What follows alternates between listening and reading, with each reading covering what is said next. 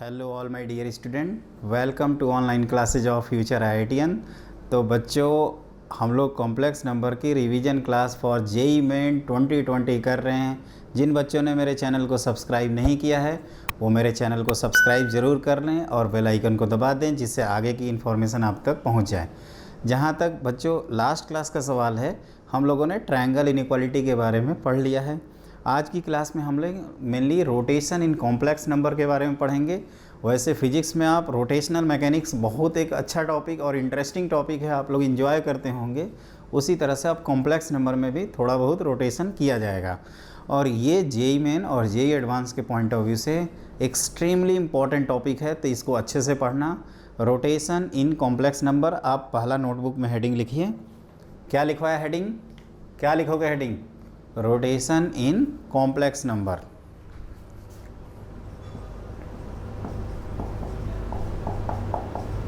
Rotation in complex number. देखो, इसमें दो तरह के कंसेप्ट पढ़ेंगे हम लोग। पहला होता है एकदम बेसिक और दूसरा होता है एडवांस। आप चाहें तो हेडिंग लिख सकते हैं, rotation of a complex number about origin. Rotation of a complex number about origin. Origin के अबाउट हम लोग कॉम्प्लेक्स नंबर को क्या करना चाहते हैं? रोटेट करना चाहते हैं। तो देखो, उसके लिए डायग्राम जो होता है ना, वो ये होता है आपका रियल एक्सिस, ध्यान से देखना, और इमेजिनरी एक्सिस। मान लीजिए स्टार्टिंग में कॉम्प्लेक्स नंबर यहाँ था, और बच्चों मैं बता दूँ ये जेईई मेन के पॉइंट ऑफ व्यू से बहुत ही ज़्यादा इंपॉर्टेंट है, और एडवांस में तो लाइन लगी हुई है क्वेश्चन की। इसको ज्वाइन किया हमने, अब इसको हमने theta angle anti clockwise direction में रोटेट कर दिया। ये लाइन सेगमेंट बनाया हूँ, दूर से देखोगे तो लगेगा कर्व टाइप का एरो है। तो ये एक नया कॉम्प्लेक्स, अब इनके मैग्नीट्यूड सेम रखना है, तो स्टार्टिंग में सेम रखते हैं। तो ये पॉइंट तो चेंज हो गया ना, तो इसको लिख देंगे Z2, और ये है अपना थीटा। और एरो दिखा रहा है कि आपने एंटी क्लॉकवाइज डायरेक्शन में रोटेट किया है। और अबाउट ओरिजिन, जैसे हम लोग दो पॉइंट से पोजीशन वेक्टर बना लेते हैं वेक्टर्स एंड 3D में, उसी लॉजिक से अगर ये दो पॉइंट दिए हैं तो आप एक नया वेक्टर बना सकते हो। दिस इज़ OP और दिस इज़ OQ। अब आप ध्यान से देखो, जो Z1 लिखना है तो इसका मैग्नीट्यूड लिखोगे। सपोज दोनों का मैग्नीट्यूड कितना है? R है, तो ये लिखा जाएगा R e की पावर आयोटा, और x एक्सिस से मान लीजिए ये है आपका अल्फ़ा, तो ये लिखोगे iota alpha. Relation number 1। Z2 को हम लोग लिख देंगे R मैग्नीट्यूड और आर्गुमेंट है theta plus alpha. Relation number 2। अब आप ध्यान से देखो, तो Z2 जो है वो इसको लिखा जा सकता है R e की power iota alpha multiplied by e की पावर आयोटा थीटा। और ये कौन है? थोड़ा ध्यान से देखिए, तो ये अपना भाई साहब हैं Z1। तो यहाँ से आ जाएगा Z2 की वैल्यू Z1 टाइम्स e की पावर आयोटा थीटा। तो ये आपको ध्यान रखना है कि जैसे हमने Z2 को लिखा है Z1 टाइम्स e की पावर आयोटा थीटा, तो बेसिकली आयोटा थीटा से बच्चों मल्टीप्लाई करने पे कोई कॉम्प्लेक्स नंबर क्या होता है, ध्यान से देखिएगा। इसको मैं ज्योमेट्री से दिखा रहा हूँ। जैसे ये जो पेन देख रहे हैं ना, तो ये मान लीजिए पेन यहाँ तक, इसका पिन जो है वो यहाँ तक होता है, तो थीटा से मल्टीप्लाई करने का मतलब e की पावर आयोटा थीटा से ये आयोटा मतलब थीटा एंगल रोटेट हो गया एंटी क्लॉकवाइज डायरेक्शन में। अगर e की पावर आयोटा माइनस थीटा से मल्टीप्लाई करेंगे तो ये क्लॉकवाइज डायरेक्शन में मूव कर जाएगा। तो रोटेशन क्या होता है? रोटेशन हम लोग कॉम्प्लेक्स नंबर में तभी यूज़ करते हैं जब एक पॉइंट के अबाउट रोटेट करना होता है। जैसे ये ऐसे ऐसे कर रहा है, इस तरह से, समझे? ये रोटेशन है, एक पॉइंट के अबाउट किया जाता है। और सबसे इम्पॉर्टेंट कहोगे कि सर हमें सपना आएगा क्या देखने के लिए कि रोटेशन यूज़ करना है उस क्वेश्चन में? तो देखो बच्चों, सपना तो नहीं आएगा, लेकिन हाँ, आप रोटेशन तभी यूज़ करना जब हमें तीन कॉम्प्लेक्स नंबर को कोरिलेट करना हो, आपस में जब रिलेट करना होगा ना तीन कॉम्प्लेक्स नंबर, तो हम लोग रोटेशन यूज़ करते हैं। तो ये बात ध्यान रखिएगा। तो ई की पावर आयोटा थीटा बेसिकली क्या होता है, एक रोटेशनल ऑपरेटर है, आप कह सकते हो। This is an rotational operator. ये किसी कॉम्प्लेक्स नंबर में मल्टीप्लाई हो तो वो complex number about origin theta angle से एंटी क्लॉकवाइज डायरेक्शन में रोटेट हो जाता है। और अगर एंगल आपका पॉजिटिव हुआ तो एंटी क्लॉकवाइज डायरेक्शन में रोटेट होगा, और अगर एंगल आपका थीटा नेगेटिव हुआ तो क्लॉकवाइज डायरेक्शन में। तो यहाँ पे हम लोगों ने क्या किया, एक कॉम्प्लेक्स नंबर को ओरिजिन के अबाउट रोटेट कर डाला। अब हम लोग वो कॉन्सेप्ट पढ़ेंगे जिसमें कोई भी कॉम्प्लेक्स नंबर को किसी अनदर कॉम्प्लेक्स नंबर के रिस्पेक्ट में रोटेट करते हैं। यहाँ एक दो बाउंडेशन है बच्चों, जैसे हमने ओरिजिन फिक्स कर रखा है, जबकि आप जानते हो कि ओरिजिन के अलावा कोई दूसरा कॉम्प्लेक्स नंबर तीसरा भी हो सकता है, Z3। दूसरी चीज़, अभी मैग्नीट्यूड हमने सेम कर रखा है, लेकिन ऐसा भी कर सकते हैं कि हम साथ में रोटेट भी करें और कॉम्प्लेक्स नंबर का मैग्नीट्यूड चेंज भी कर डालें। तो उसके लिए एक जनरल डायग्राम होता है जिसके बारे में हम लोग पढ़ेंगे, और वो डायग्राम सिर्फ आप याद रखिएगा।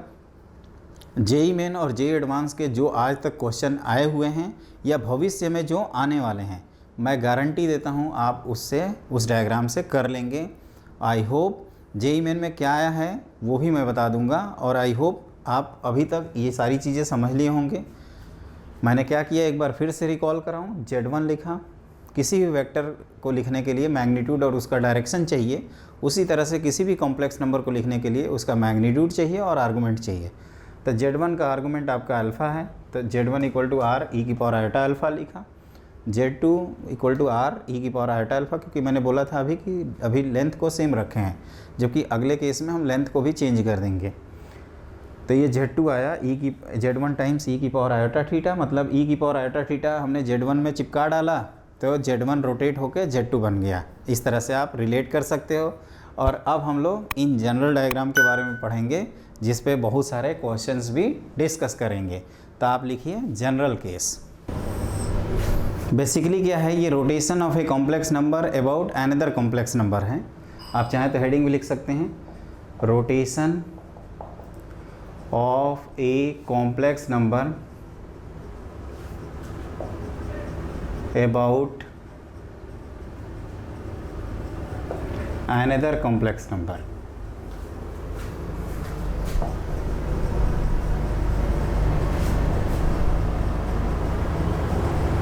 और इसको ध्यान से देखिएगा, मैं डायग्राम यहाँ बना देता हूँ। जैसे मान लीजिए कि ये आपका इस तरह से कॉम्प्लेक्स नंबर है, ये 3 पॉइंट हैं बच्चों, ध्यान रखना। एक है आपका ये Z1, सपोज ये Z2 है और ये Z3 है, ये A, ये B, ये C, और इनके मैग्नीट्यूड भी अलग अलग आपको दिख रहे हैं। एक चीज़ ध्यान रखिएगा कि हम जब भी रोटेट करते हैं तो एक इनिशियल पॉइंट के अबाउट करते हैं, जैसे ये पॉइंट के अबाउट इसको रोटेट करेंगे, है ना, ये बात ध्यान रखना ये चीज़। तो हम Z1 के अबाउट B को C की तरफ ले जाना चाहते हैं, तो ये हमने इस तरह से रोटेशन कर डाला। आपको डायरेक्शन दिखाने के लिए हमने ये लिख दिया थीटा। और को इनिशियल वेक्टर्स क्या होते हैं, जिनके इनिशियल पॉइंट सेम हो। तो यहाँ पे याद करने का जो तरीका है, आप क्या लिखिए, Z3 माइनस Z1 जो फाइनल है, और इसको यूनिट वेक्टर में बदलने के लिए क्या करते हैं, जैसे किसी भी वेक्टर को यूनिट वेक्टर में बदलने के लिए बच्चों क्या किया जाता है, a vector upon modulus of a vector. Physics में पढ़े हो ना, फिजिक्स भी पढ़ रहे हो ना साथ में, और केमिस्ट्री, केवल मैथ्स पढ़ रहे हो, तीनों पढ़ना बैलेंसिंग के साथ। मैथ्स नो डाउट एक 1/3 आपका सिलेबस में है, 1/3 जैसे आपके 300 नंबर का जेईई मेन है तो 100 नंबर का ही पूछा जाएगा, और जेईई एडवांस अगर 300 नंबर का बाई चांस होता है तो 100 नंबर का ही पूछा जाएगा। लेकिन बच्चों मेरा मानना है कि मैथ्स आपका साइकोलॉजिकली 50% होता है, क्योंकि मैथ्स अगर हो गया ना तो पेपर वो आसान हो जाता है, मैथ्स अगर नहीं हुआ तो पेपर वो टफ हो जाता है। फिजिक्स केमिस्ट्री अपनी जगह पे ही रहते हैं, लेकिन साइकोलॉजिकली जो इफ़ेक्ट करता है वो मैथ्स का पेपर ही करता है। तो वेक्टर में हम क्या बता रहे थे, आपको क्या बता रहे थे, मैथ्स फिजिक्स में चले गए, इधर आओ। क्या बता रहा था कि यूनिट वेक्टर में बदलने के लिए ए वेक्टर अपॉन मॉड ए वेक्टर करते हैं, उसी तरह से इसको क्या करेंगे, modulus of Z3 minus Z1। ये हो गया आपका फाइनल। तो कहीं से तो चले होंगे ना इनिशियल से, तो Z2 minus Z1 upon modulus of Z2 minus Z1, ये आपका है इनिशियल। और ये बताइए आपने रोटेट किस डायरेक्शन में किया है, तो e की power iota theta positive direction में किया है तो प्लस आयोटा थीटा लिख देंगे। अगर नेगेटिव डायरेक्शन में किया होता है तो e की पावर आयोटा माइनस थीटा लिखते। बच्चों इसका प्रूफ जो है ना वो बहुत सिंपल है, आप फटाफट देखिए कैसे होता है और इसको याद रखिएगा हमेशा, है ना। इसमें अब हम Z1 को ओरिजिन कर देंगे और Z1 मतलब इनके मैग्नीट्यूड को सेम कर देंगे तो आपका पहला केस आ जाएगा। तो देखिए ये क्या होगा, फिर इसको आप इधर एक्सटेंड कर दो, इसको आप यहाँ लेकर चले जाओ, ये अल्फ़ा, ये बीटा और ये है भाई साहब थीटा। तो we know that theta equal to alpha minus beta. Exterior angle जो होता है इन दोनों एंगल के सम के इक्वल होता है। तो आप कह सकते हो कि अल्फ़ा माइनस बीटा की वैल्यू क्या हो जाएगी, थीटा के इक्वल, या आप पहले ऐसे लिखिए अगर आपको दिक्कत होती है तो थीटा प्लस बीटा, या इसको थीटा को लिख सकते हैं अल्फ़ा माइनस बीटा। अब देखो अगर कोई कॉम्प्लेक्स नंबर लिखना है Z3 माइनस Z1 तो क्या बताया था, इसका मैग्नीट्यूड Z3 माइनस Z1 और इसका आर्गूमेंट। तो Z3 माइनस Z1 का आर्गूमेंट कितना है, तो अल्फ़ा, इक्वेशन नंबर 1। उसी तरह से Z2 माइनस Z1 लिखना होगा तो Z2 माइनस Z1 का मैग्नीट्यूड और Z2 माइनस Z1 का आर्गूमेंट e की पावर आयोटा बीटा। इन दोनों इक्वेशन को आप डिवाइड कर दीजिए तो वी गेट, डिवाइड करना है, डिवाइड, तो डिवाइड करोगे तो Z3 minus Z1 upon Z2 minus Z1 क्या मिलेगा, तो ये आएगा mod of Z3 minus Z1 upon Z2 minus Z1 और e की power iota times alpha minus beta, इसको लिख देंगे थीटा। अब इस टर्म को यहाँ ले जाया जाए और इस टर्म को ऊपर लिखा जाए तो ये आपको मिल जाएगा जो मैंने यहाँ पे लिखा है, ऑलरेडी लिखा हुआ हूँ तो अच्छे तरह से देख लीजिए। हम लोगों को पता है ना कि जो डिवीज़न करेंगे तो ये डिनोमिनेटर में ला सकते हैं। एक स्टेप मैं लिख ही देता हूँ, नहीं तो आप भी कहोगे कि क्या जल्दी जल्दी में बता रहे हैं। Z3 माइनस Z1 अपॉन ये भाई साहब नीचे जाएंगे तो mod of Z3 minus Z1 equal to Z2 minus Z1 upon mod of Z2 minus Z1 e की पावर आयोटा थीटा। तो ये हमने बच्चों लिखा हुआ है, इसको अच्छे तरह से आप नोट कर लेना। वैसे रिजल्ट कैसे याद रखेंगे, तो आप हमेशा final unit vector equal to initial unit vector times e की पावर आयोटा थीटा, अगर एंटी क्लॉकवाइज डायरेक्शन है तो, और क्लॉकवाइज है तो e की पावर आयोटा माइनस थीटा लिखोगे। तो ये रहा इसका प्रूफ। और सबसे इम्पॉर्टेंट कि ये कब एग्ज़ाम में लगाएंगे, और ये इनिशियल था बच्चों, ये भी ध्यान रखिएगा, दिस इज़ इनिशियल। तो यूनिट वेक्टर में इसलिए बदले क्योंकि इनका मैग्नीट्यूड ऑलरेडी सेम हो चुका है, और फिर जैसे यूनिट वेक्टर में मैग्नीट्यूड सेम हो गया है तो केवल आपको थीटा को देखना है। और मैग्नीट्यूड को ध्यान रखिएगा, इसमें जो गलतियां होती हैं वो इसी स्टेप में होती हैं कि यहाँ पे आपको माइनस Z1 करना है, और याद रखिएगा जो नुमरेटर में है उसी का मॉडुलस डिनोमिनेटर में है, कोई चेंज नहीं किया हूँ।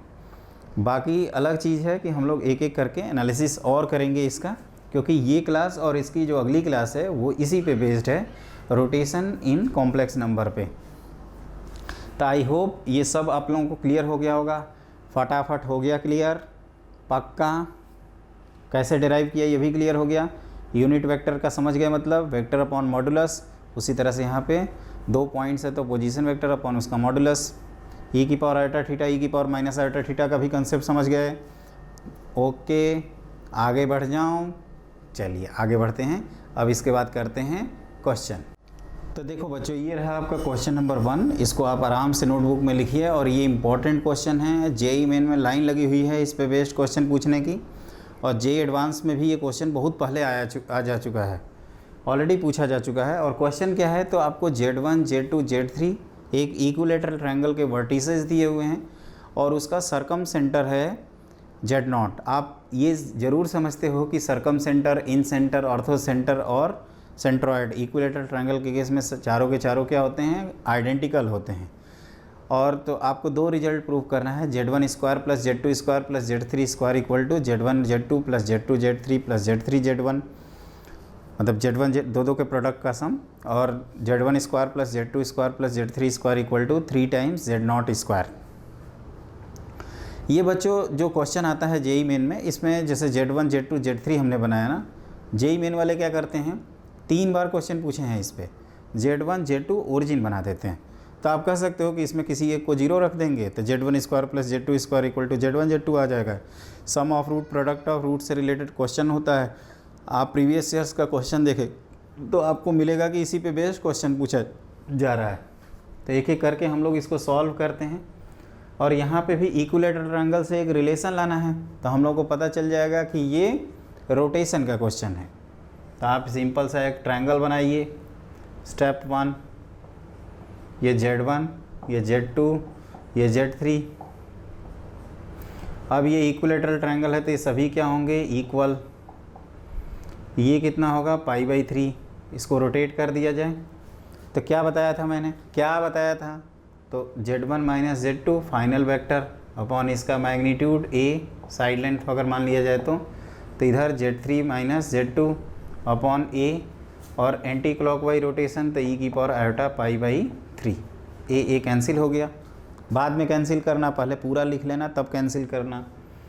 तो ये आ गया Z1 minus Z2 equal to Z3 minus Z2 और ये cos π/3 प्लस आयोटा साइन π/3। अब आयोटा को गायब करने का सबसे उपाय अच्छा क्या होता है कि आई को एक तरफ रखते हैं और स्क्वायर कर देते हैं। तो पूरी पार्टी को आप दूसरी तरफ ले चलिए। तो Z1 minus Z2 minus Z3/2 plus Z2/2 equal to iota root 3/2 times Z3 minus Z2। अब आप क्या करिए, होल स्क्वायर कर दीजिए, लेकिन चीज़ें और सिंप्लीफाई हो रही हैं। तो ये Z2/2 माइनस Z3/2 का whole square this is equal to -3/4। Minus क्यों बच्चों, तो आई iota square -1 Z3 minus Z2 का होल स्क्वायर। तो इसको जैसे ही आप सिंप्लीफाई करते हैं, होल स्क्वायर करते हैं, तो Z1 square plus Z2 square A square plus B square plus C square minus AB minus BC minus CA equal to -3/4 times Z3 square minus 3/4 times Z2 square और plus 3/2 times Z2 Z3।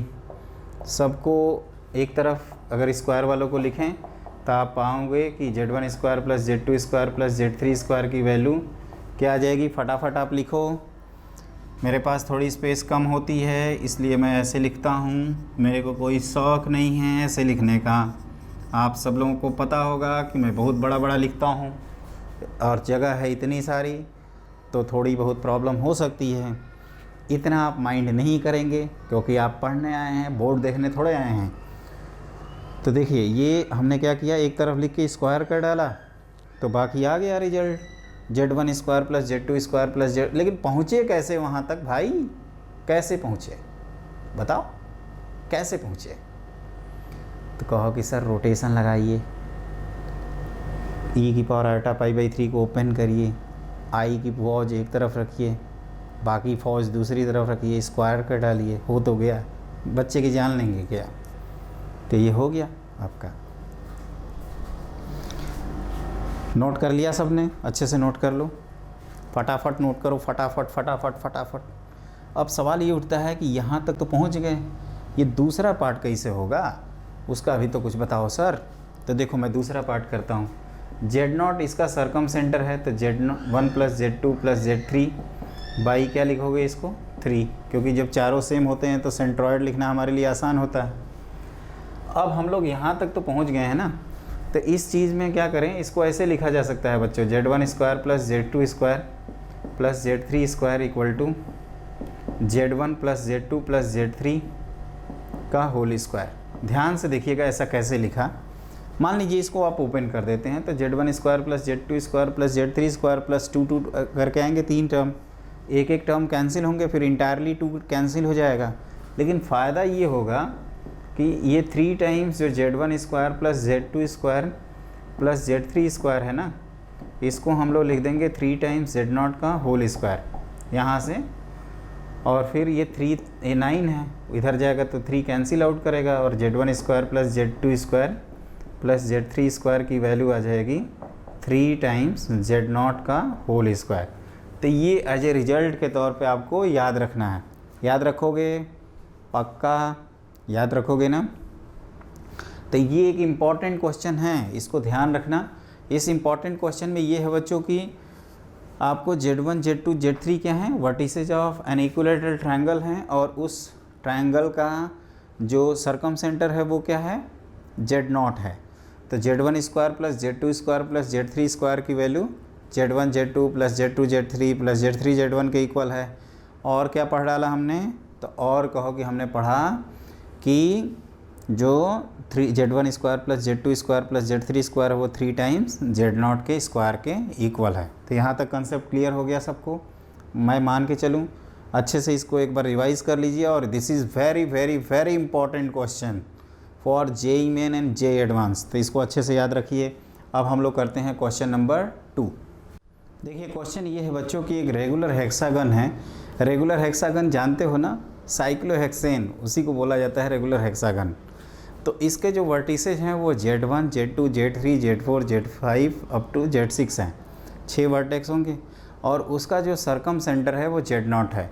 तो आप ये proof कर दो, ये result के form में आपसे आ सकता है कि Z1 square plus Z2 square plus Z3 square plus Z4 square plus Z5 square plus Z6 square, जिसको मैंने समेसन के फॉर्म में लिखा है, this is equal to 6 times Z0 का स्क्वायर। वैसे मैं बता दूं, जो आपका रेगुलर हेक्सागन है वो JEE मेन फेवरेट है। JEE main vector 3D probability में क्वेश्चन बहुत सारे पूछे जाते हैं, और हम लोग क्वेश्चंस भी करेंगे रिवीजन क्लासेज में, वही जाएगा। तो पहले हम साइक्लोहेक्सेन बनाने की तैयारी कर रहे हैं, तो देखना है उसी के जस्ट नीचे बनाएंगे अपना रेगुलर हेक्सागन। तो ये मान लीजिए ये रेगुलर हेक्सागन हो गया। क्लियर, देखने में नहीं लग रहा होगा, थोड़ा टेढ़ा मेढ़ा बना दिया है, माइंड मत करिएगा उसको। तो ये आपका है इस तरह से। कई लोग नाराज़ हो जाएंगे कि सर ऑर्गेनिक वाले इतना अच्छे से बनाते हैं और सर देखो बिगाड़ दिए इसका डायग्राम। तो ये इस तरह से ज्वाइन कर देना बच्चों। यहाँ पे कौन है, Z0, वैसे इनकी ज़रूरत नहीं थी, इसको हटा देते हैं। तो ये हमने हटा दिया। अभी तक का डायग्राम क्या है, ध्यान से देखिएगा इसको। ये आपका है Z1, पहले तो लोकेट कर देते हैं सब Z2, और ये Z3, D Z4, E Z5 और F Z6। तो हम लोगों को Z1 स्क्वायर, इन चारों 6 का जो समेसन है स्क्वायर का, वो निकालना है। इससे पहले जो क्वेश्चन मैंने कराया था, जिसमें इक्विलैटरल ट्रायंगल के वर्टिसेज अगर Z1 Z2 Z3 हैं और Z0 सरकम सेंटर है, तो लिखवाया था Z1 square plus Z2 square plus Z3 square equal to 3 times Z0 square. Previous question का मैं सेकंड प्रूविंग वाला बता रहा हूँ। आप कह सकते हो कि यहाँ पे जब साइक्लोहेक्सेन मतलब एक सिमेट्रिक डायग्राम है बच्चों, सिमेट्रिक मतलब कहीं से भी देखो सेम ही दिखेगा किसी भी वर्टेक्स के पॉइंट ऑफ व्यू से। तो ये जो अल्टरनेट वर्टेक्स हैं, वर्टिसेज हैं, जैसे 1 3 5, तो इनको अगर हम ज्वाइन कर दें तो एक इक्विलैटरल ट्रायंगल तो बन ही जाएगा, और उसका सेंटर क्या होगा, तो Z0 होगा। और जो वर्टेक्स आपकी छूट गई हैं, अगर मान लीजिए उनको मैं लाइटली ऐसे ज्वाइन कर देता हूँ, तो ये एक दूसरा ट्रायंगल बन जाएगा, जिसका अगेन सरकम सेंटर क्या हो जाएगा, तो Z0 हो जाएगा। तो आप प्रीवियस कंसेप्ट के बेसिस पे लगा सकते हैं कि जो Z1 square plus Z3 square plus Z5 का स्क्वायर का जो वैल्यू है वो 3 टाइम्स Z0 के स्क्वायर के इक्वल है। ये IIT JEE में जब क्वेश्चन पूछा गया है तो तीनों पार्ट एक साथ आए हुए हैं। जिस भी एग्ज़ाम में, IIT JEE छोड़िए, अगर IIT JEE से प्रॉब्लम है तो आप एग्ज़ाम कहिए, ये ऑलरेडी जिस एग्ज़ाम की तैयारी कर रहे हैं आप, उस एग्ज़ाम की अगर बात करें तो ये ऑलरेडी क्वेश्चन एग्ज़ाम में आया हुआ है। तो इसमें अल्टरनेट वाला ये इक्विलैटरल ट्रायंगल, ये भी एक इक्विलैटरल ट्रायंगल, तो 2 बार फॉर्मूला यूज़ कर सकते हैं आप। फिर Z2 square plus Z4 square plus Z6 square, ये भी कितना हो गया, तो 3 टाइम Z0 का स्क्वायर। आप इन सबको ऐड कर दो तो we get the result summation of ZR square equal to 6 times Z0 square, r vary from 1 to 6। तो ये रहा इसका सॉल्यूशन। और इसमें क्या किया है हमने कि इसमें जो प्रीवियस कंसेप्ट था उसी को लगाया कि पहले इक्विलैटरल ट्रायंगल के वर्टिसेस हैं, तो Z1 square plus Z2 square plus Z3 square equal to Z1 Z2 plus Z2 Z3 plus Z3 Z1, और फिर 3 times Z1 square plus Z2 square plus Z3 square equal to, जो पिछला question में मैंने concept बताया है उसी को रिवाइज करा रहे हैं। तो ये हमने 1 3 5 के लिए लिखा, फिर 2 4 6 के लिए लिखा, सबको ऐड कर डाला तो बाकी सब झिंगा लाला। क्लियर? तो ये हो गया ना क्वेश्चन, इसीलिए मैं कह रहा था कि ये कनेक्टेड है। और आप रियली देखोगे तो ये इतना कनेक्टेड है कि एग्ज़ाम में बहुत ही बार पूछा जाता है बच्चों। मैं माइक बार बार देखता हूँ, कहीं मेरी बैंड न माइक बजाया हो। तो ये मेरे ख्याल से आप सब लोगों को क्लियर हो गया होगा। अब आगे बढ़ा जाए तो एक क्वेश्चन और करेंगे, फिर आज की क्लास कंक्लूड करेंगे। तो एक क्वेश्चन और लिखिए आप, क्वेश्चन नंबर 3। तो स्टूडेंट ये आपका क्वेश्चन नंबर 3 है। If Z1 Z2 Z3 are vertices of an isosceles right angle triangle right angle at Z2, then prove that Z1 square plus 2 times Z2 square plus Z3 square equal to 2 times Z2 multiplied by Z1 plus Z3। बच्चों एक आपके मन में doubt बार बार आता होगा कि sir subjective question क्यों कराते हैं। तो बच्चों इस तरह से मैं 4 ऑप्शन लिख दूँ और बोलूँ कि कौन सा ऑप्शन सही है, तो ये बन जाएगा ऑब्जेक्टिव। पहले लर्निंग इम्पॉर्टेंट है, एक बार आप लर्न कर जाएंगे तो क्वेश्चन ज़रूर सीख जाएंगे, ट्रस्ट मी। तो इसमें क्या करेंगे, हम सिंपल डायग्राम बनाएंगे, जो कहा जा रहा है उसको चुपचाप करेंगे, अपने से दिमाग नहीं लगाएंगे। ये एक इक्विलेटरल ट्रायंगल है, आइसोसेलेस इक्विलेटरल ट्रायंगल का मतलब होता है कि ये दोनों साइड सेम हैं, और यहाँ Z2 किया गया है, ये Z1 Z3 में जो पसंद हो आप लिख दीजिए। अब हम क्या करेंगे, इन तीनों को कोरिलेट करना है, तो हम भी इस तरह से रिलेट कर सकते हैं और इनके मैग्नीट्यूड सेम हैं, तो इसको A और इसको A√2 लिख सकते हैं। तो क्या लिखेंगे बच्चों, फाइनल मतलब Z3 minus Z2 equal to upon इसका magnitude equal to initial Z1 minus Z2 upon A times iota. Iota क्यों, तो e की पावर आयोटा π/2 है ना। इसको ओपन करेंगे तो cos π/2 प्लस sin π/2 की वैल्यू आयोटा ही आती है। भले तो ए एक उड़ाओ, और क्या बताया था, आयोटा को गायब करना है तो क्या करोगे, क्या करोगे भैया, आयोटा को गायब करना है तो क्या करोगे, बताओ तो, कुछ तो बोलो, कुछ तो बोलो, क्या बोलोगे। आयोटा स्क्वायर इक्वल टू -1, तो वहाँ से स्क्वायर कर दिया जाए, तो Z3 माइनस Z2 का whole square this is equal to, पहले एक स्टेप और लिख लीजिए, कहते हैं ना सावधानी हटी दुर्घटना घटी, वो न हो जाए अपने साथ। एक्साइटमेंट में सब कुछ भूल गए, यहाँ तक पहुँच गए, अब आप स्क्वायर कर डालिए खुशी खुशी से। तो Z3 माइनस Z2 का whole square equal to minus times Z1 minus Z2 का होल स्क्वायर। तो ये हो गया आपका बच्चों Z3 square plus Z2 square minus 2 Z2 Z3 equal to minus Z1 square minus Z2 square plus 2 Z1 Z2। अब आप क्या करिए, इन दोनों भाई साहब लोगों को इधर लाइए और इनको इधर ले आइए, तो ये आ जाएगा Z1 square plus 2 times Z2 square plus Z3 square equal to, आप पाओगे कि 2 Z2 कॉमन है और इधर आ रहा है Z1 प्लस Z3।